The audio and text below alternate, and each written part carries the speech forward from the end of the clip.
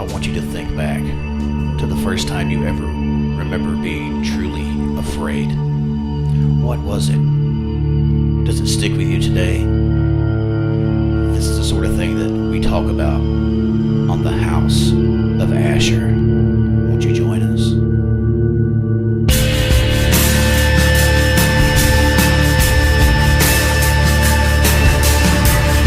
The House of Asher, a clearinghouse for the mind.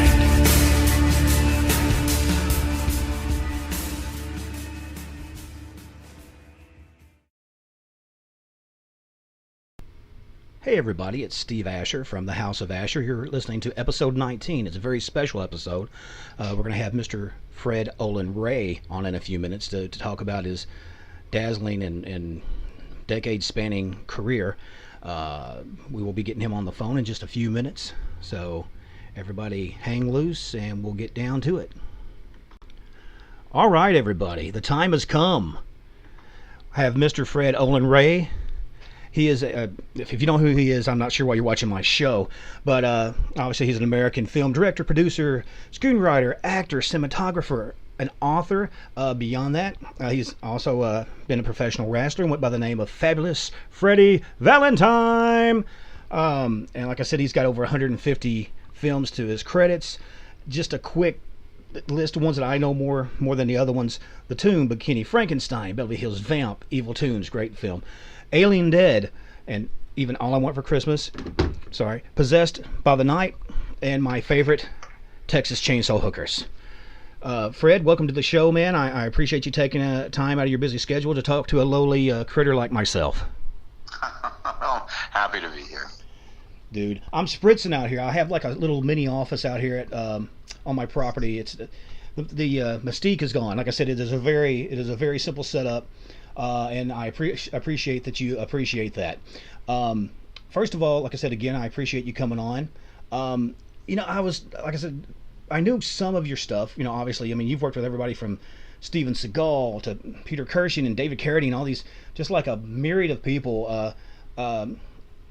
Obviously, Michelle Bauer and Brink and Miss Quigley, and to even like Barbara Dare, if I'm not mistaken, in Savannah before she was Savannah. So, I mean, your stuff has really spawned a hell of a gap, man. Is there anything you want to kind of touch on? Obviously, people, if they do follow, they knew that you grew up in Florida. How did growing up in the South affect your filmmaking? You know, I think it was. I didn't really, when I was younger. I mean, I thought that I wanted to be involved in film, but it didn't seem like a possibility. You know, Hollywood's a million miles away, and I'm, a middle-class kid in Sarasota.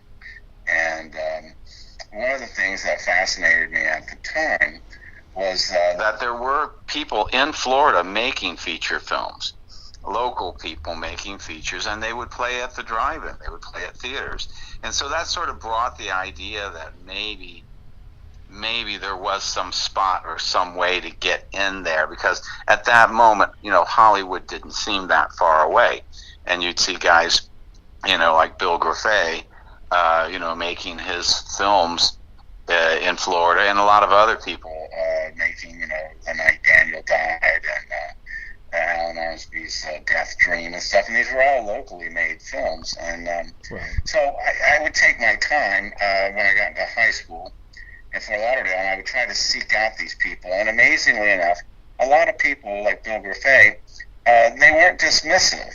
They would, because I had my own little fanzine that I published back then, and so I would set up interviews with Rico Browning before anybody else ever spoke to him about The Creature from the Black Lagoon.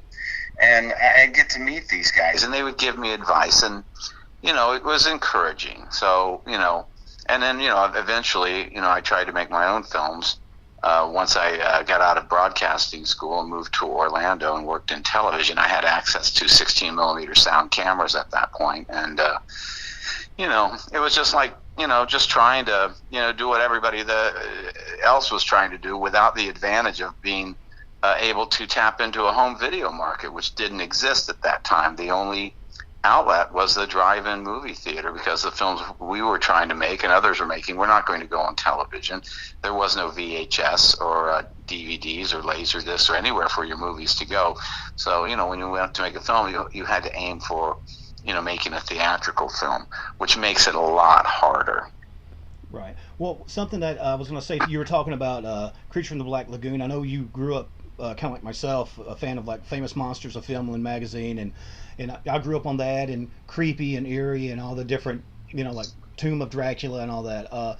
Being a kid from the South, it's sort of different, I mean, I don't want to get muddled up in the Southern thing, but I was just saying, here it was really hard initially locally here, because like I said, Princeton's a really small town where I'm from, but we did have a drive-in and stuff, and so sometimes you would see stuff like the Vincent Price and Wax Museum or something like that, and occasionally you get like some good R-rated stuff, which for like a kind of preteen inching into that stuff, you're curious, right? And which it was scary, but then like I said, you got all these like these cuties in there too, and it sort of kicks something in the back of your head. Either it connects with you. I don't know. I guess it's healthy. I mean, I haven't killed anybody yet, but it kicks something in your head, and either kind of go, no, I don't like those kind of films, are the ones that it's like either you friggin' love them, or you're just there's no tepid middle ground with that, And I know it seemed like there was I'm blanking on the guy from Louisville. There was a guy who did a lot of kind of grindhouse type stuff, and was it Don Davidson? Dude, yeah, that's him. Yeah. Yeah, and that was the thing. That was sort of like my first exposure to that, because I know like early on, I would talk to some other people that did similar stuff, and sometimes, I mean, in certain areas they could only get them to like show either at a drive-in or worst case scenario like an adult film theater or something, as right. Sort of like a second reel or whatever. But yeah, like I said, that's something that always kind of blew my mind, because like I said, I talked to everybody wants to make a film, right? It's just kind of like everybody wants to write a book, which up until just recently, I hate to admit, I didn't know you'd written. So that was like I got an education in restudying you, so that was pretty killer. And what I was talking to some of my friends of mine, which obviously we grew up through that whole early period and stuff, and didn't really realize how far you had advanced. Not that those films are crap. Obviously they had their merit. But what I mean is in regards of the viability and commercial success of some other stuff. Because I've seen it. You've made films that are more mainstream, that's great. I've always done that. Okay, what's that? I've always, before almost after my second or third film, I worked in $1 million movies, and like Armed Response with Lee Van Cleef and David Carradine was a huge theatrical film for Columbia TriStar Pictures, and and that I was pretty young then to have 100 theater opening in New York City, and billboards on Sunset Boulevard, and the thing is that I tempered that with the fact that I wanted to be part of the profit making, because on a film, you're just getting paid as the director. I wanted to own my own films, and since I was using my own money most of the time, I couldn't make Cyclone, Armed Response, Commando Squad, Deep Space on the kind of money that they had paid me to make them. So I would make lower budget films, like Phantom Empire and Hollywood Chainsaw Hookers and stuff, so that I could actually own the film. And if the film did some business, I would be a participant. So what you have is a lifetime of making sort of bigger budget movies, and in between there, you've got the films that I financed out of my own pocket, so that I could have everything my way. So I could have final cut. I had final, say over the music and the script, and I could cast it the way I wanted. And I did, where in a bigger budget show, you give up a lot of that in lieu of, getting your paycheck. So, for every independent little film that might be a genre movie, I would be making, 3 regular bigger budget shows, which a lot of times, those kind of shows don't get on the fans' radar because it's not in the genre perhaps that they're interested in. Right. Well, see, and again, that shows my ignorance right there, and which is great. I mean, not that I want to be ignorant, but I want to be educated. Something I always took from the way that it seemed, or my observation of it. I grew up, it kind of got into like metal and punk and stuff, and especially it seems like a lot of your vibe, you kind of have that punk ethos of going, look, I'm gonna do it how I want it. If you guys want to back it, that's great. If you don't, that's fine. I'm gonna make it either friggin' way. But the fact that you've always, like you said, been very adamant about holding on to your rights and having it the way you want to. You look at guys like Orson Welles and whatnot, big directors and stuff that were famous for that. But people sometimes forget, I guess I'm comparing to Orson Welles. That's supposed to be a compliment. But so. Well, he's a relative of mine, so there you go. Oh my God, really? I didn't know it. Yeah, Orson Welles is a cousin of ours. Is that right? That's. Man, yeah, but I always tell people that none of it rubbed off on me, so don't worry. No, man, that's great. I mean, well, the thing is, what I've always liked too is the fact that you weren't content doing, like you said, just sort of a one thing and sticking like, well, I'm going to do film, or I'm going to do cinematography, I'm going to be a director, I'm going to do this. I mean, it seemed like you've kind of done every aspect of filmmaking, kind of learning it as you go, so you can really have because what I'm trying to say, have a real good understanding, a really tight understanding of what you want and how to explain to somebody who is doing the job that you understand, as opposed to going, okay, well, I want this and whatever, a big explosion, and they're going, okay, well, there's a lot of mechanics that goes into that. Well, see, I coming up, when I first started in the business, like when I made Alien Dead, I had to do everything. I had to edit it myself, cut the sound myself, I had to shoot it myself. I think I even had to act in it.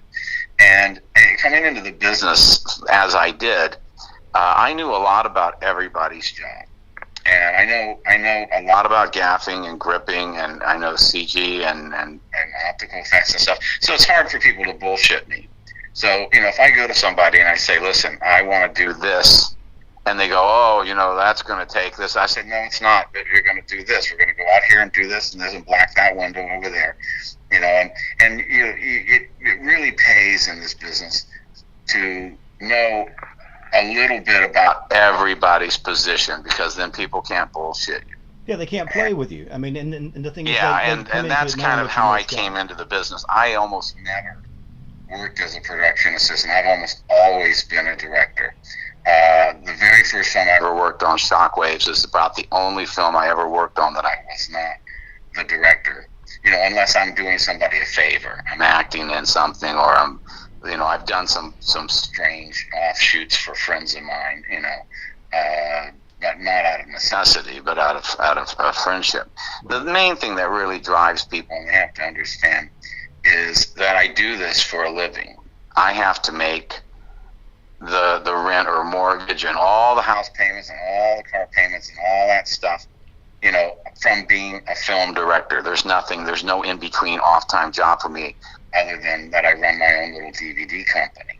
And I'm a guy with 4 sons, so a lot of times you'll end up taking a job that you really don't want and you're not crazy about, but, I'm a professional working filmmaker. Right. So I can't be adamant about a lot of stuff. So, like in the last, 5 years or so, I've made a proliferation of women's thrillers for Lifetime and Christmas movies for television, for Ion, Up TV, Lifetime. Right.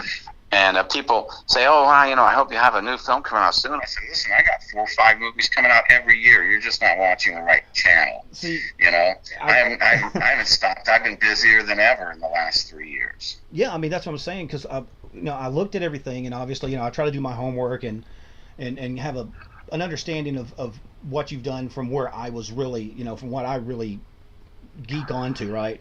And like I was telling my wife, because you do a lot of like Lifetime, and didn't you do some Hallmark stuff too? No, I've never done anything really for Hallmark. I go, to be honest with you, and completely honest, I go where the paycheck is. As people say, if you pick fruit, you go where the trees are. And I've always considered myself a filmmaker. I don't put myself into any kind of a category. I tell stories with a camera, and I kind of go, and that's why I I don't spend a lot of time now making zombie movies and stuff because there's no money in it. Right. You know, and there are people who can make them in their backyard, and they make them locally, and they can get their friends to dress up like zombies. You know, and you know, maybe if they're lucky, they'll get $2,500 back out of their movie. I'm not interested in that. Right. You know, I'm interested in, you know, taking care of business. This is you know, I've got a pension and a retirement fund from the Directors Guild, the DGA, and I'm working toward that and getting my health insurance covered for my kids and myself every year. Right. And you know, so I mean, if it's a cowboy movie, great. I've done some really good westerns. If it's an action shoot 'em up like that Seagal movie, I'm the right guy. But if you need a heartfelt Christmas movie that makes people reach for their hankies, I'm that guy too. I like to think, you know, that I'm just a professional filmmaker. I am a genre fan. Right. And you know, first and foremost. But I learned very quickly in this business that I couldn't hold out and not work waiting for someone to want to make a sci-fi or a horror film. You know, I mean, coming right out of the gate, you know, I did The Tomb, which was a very successful show, and I did Star Slammer with Jack H. Harris. You know, but then the next thing that was offered to me was this action film with David Carradine and Lee Van Cleef, and I said, you know, I'm your guy, and that started a whole stretch of action films. So, you know, I feel like I'm a filmmaker more than just anything else, you know. Well, no, you're definitely. I mean, and that's the thing of coming up through, like you said, coming up through learning that, and it seemed like you were taught by, like the old guard of going, look, you know, take a job, you know, take the job regardless of the job. I mean, obviously you want to go where the money's at, but like you said, learn something from anything you're at. And I was going to ask you too. Now, I knew early on, I knew there was like some censorship you had, like in England. Well, you know what? There was that period of time, and I mean, obviously, if you see what they're talking about, it's ridiculous. They weren't able to use the word chainsaw in the title of a movie. I mean, you talk about repressive. They released Hollywood Chainsaw Hookers there, and it was called Hollywood Hookers with a picture of a drawing of a chainsaw. And then it ended up on a list there of the top 10 films most likely to make the viewer commit acts of violence. And I said, you know, this is a comedy. And I tell people, I said, there's not even any sex in the movie. No one lives long enough to have sex in that film. No, you're right. It's a comedy and it's a social statement. What's about safe sex, right? Were message films, and yeah. You know, that was it was the problem they had at that time. You know, that I just sort of fell into it. It didn't harm me, I don't think, in any way. Well, no, honestly, it was sort of a nefarious badge of honor. You know, it's kind of like, you know, putting out a rock album or something. So this is, you know, this will destroy, you know, the future of America. Oh God, I got to have that. Oh well, you know, there's always somebody. You know, it's just like the news today. You can find somebody to say anything you want them to say. I did a film called American Bandits, Frank and Jesse James, with Peter Fonda. Right. And I read some review which said that I was promoting slavery in this Western. And I thought, you know, how ridiculous. You know, but if you want to say something about anything, I mean, you can find something in anything to hang your hat on. I see it, sadly, you know, in the political scheme of the country at this time. Well, it seems like sometimes people want to be pissed off. They want to have something to blame or something to, you know what I'm saying? Sometimes it's easier to go, look at that over there. You know, don't worry about what I'm doing here. But man, that's a real villain over there. Look at that. He's doing whatever. Yeah, and then if it's not me, it's some other guy they're pointing at. And maybe it's 5 guys in the same week, and I'm the only guy who saw the review of my film. But maybe there's 5 reviews by that same guy that, you know, touts the same thing. I really don't care. I mean, I know what kind of films I'm making. Right. I'll ask you a couple more questions, and I won't keep you long. I appreciate you coming on here and listening to me yammer and stuff. Dude, I'm just really taken back. You're a really genuine person. I'm not trying to kiss your ass. But you seem like a really genuine person. I appreciate it. You know what? I'm a West Virginia hillbilly. That's what I am. Rock on. I've told people before. I said I don't think there's any amount of money that somebody could give me that would make me any different than I am. And I said, because I used to, you know, my grandfathers were all hunters and stuff. And, you know, I haven't shot a squirrel or anything since my son Chris was 2 years old. But if I wanted to, and somebody said, hey, you know, we're going squirrel hunting, I'd be there.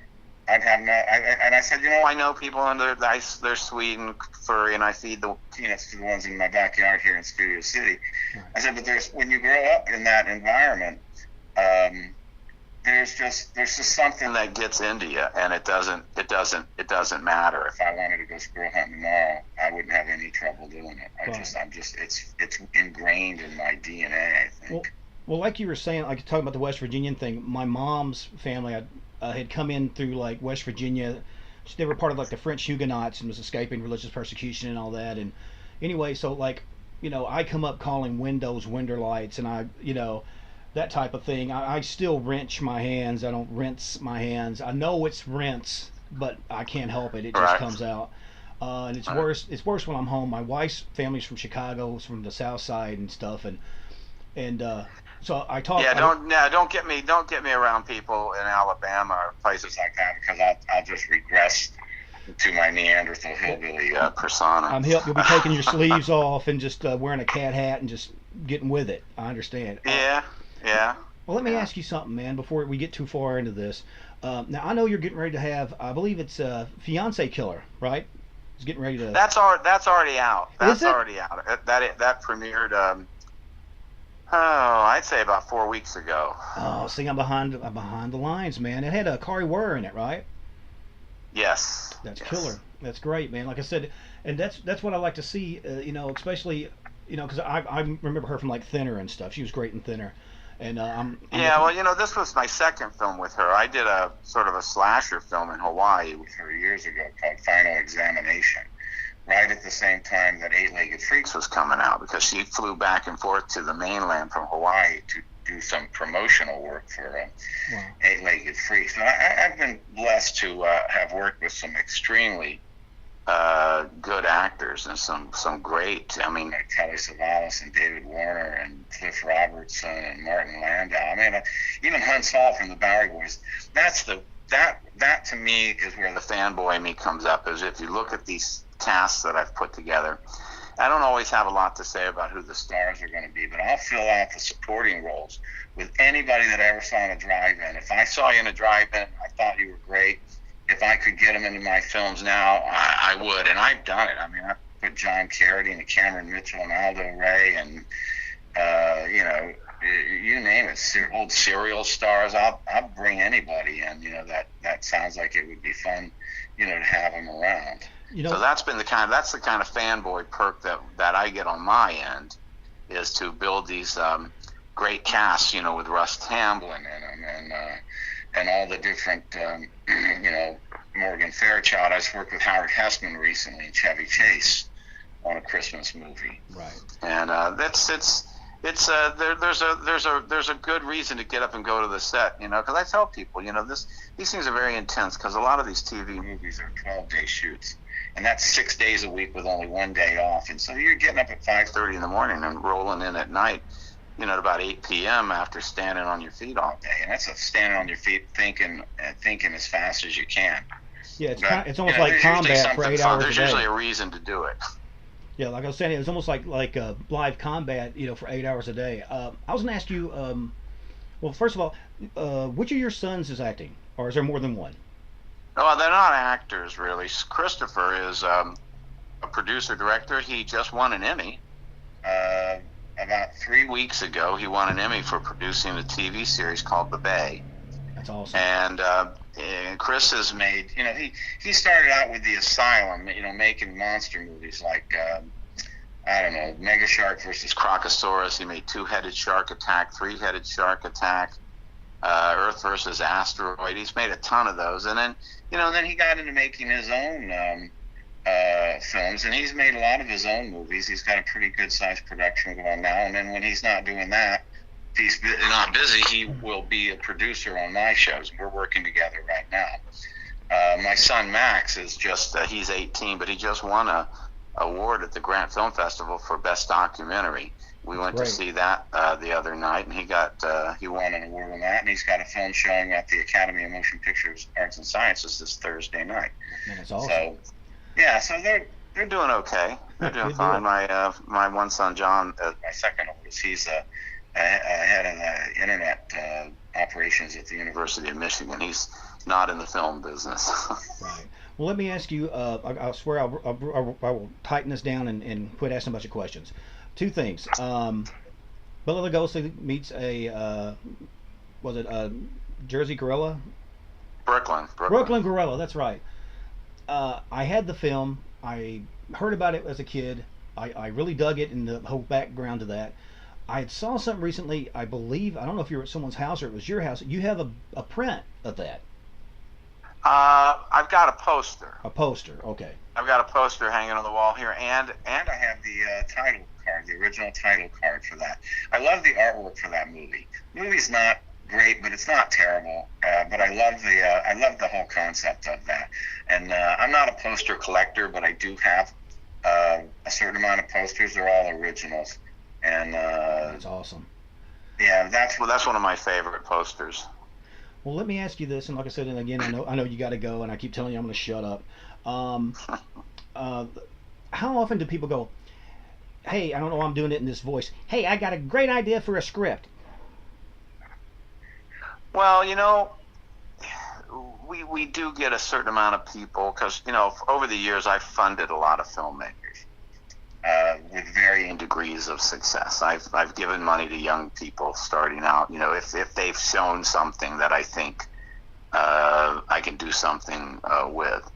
So at times I'll get people who want us to fund their movies, but most of them it's just not for us. The kind of stuff that people are making locally isn't professional enough. And right.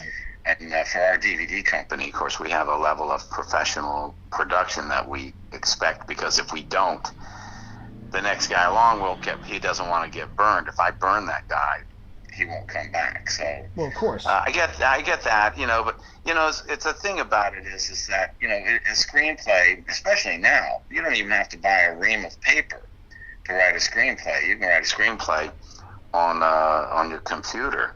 But most people, it's just, it's great because they can do the screenplay.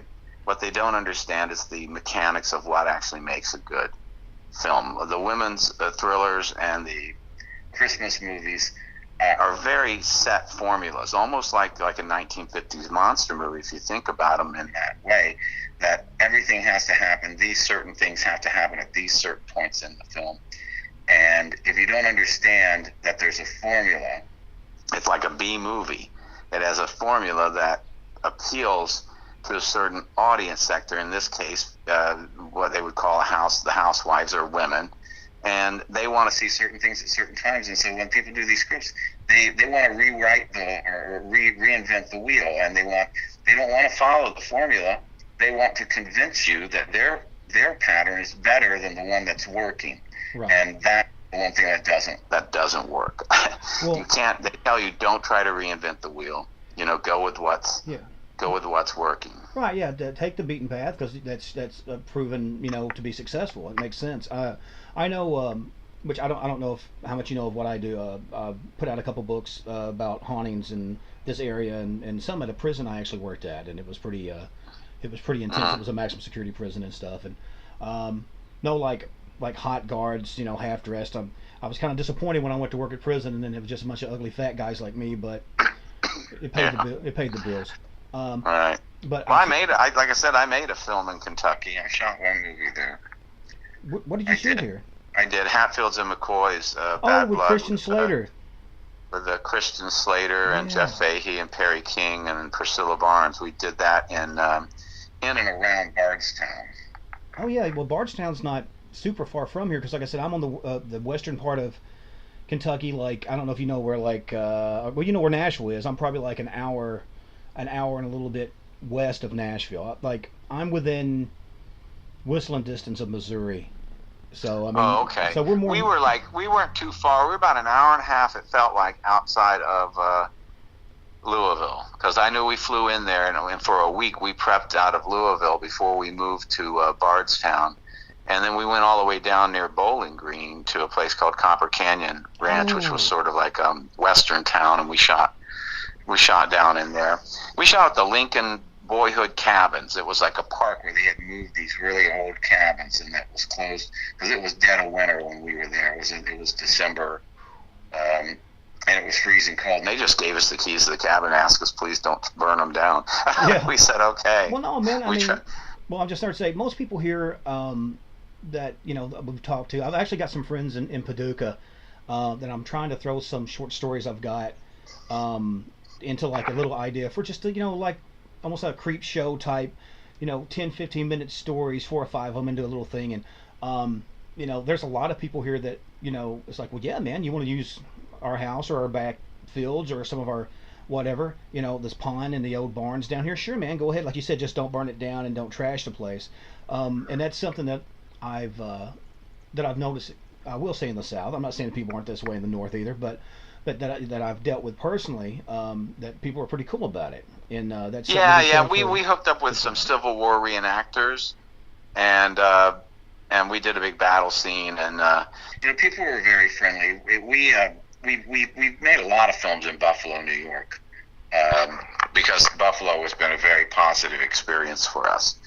And again, it's so difficult in Los Angeles because people here, even though this town is built on filmmaking, people here act like you're some kind of disease. It's unbelievable the way they treat you here if you want to film something. I mean, even if you want to shoot in your own house, they will make it as difficult for you as possible.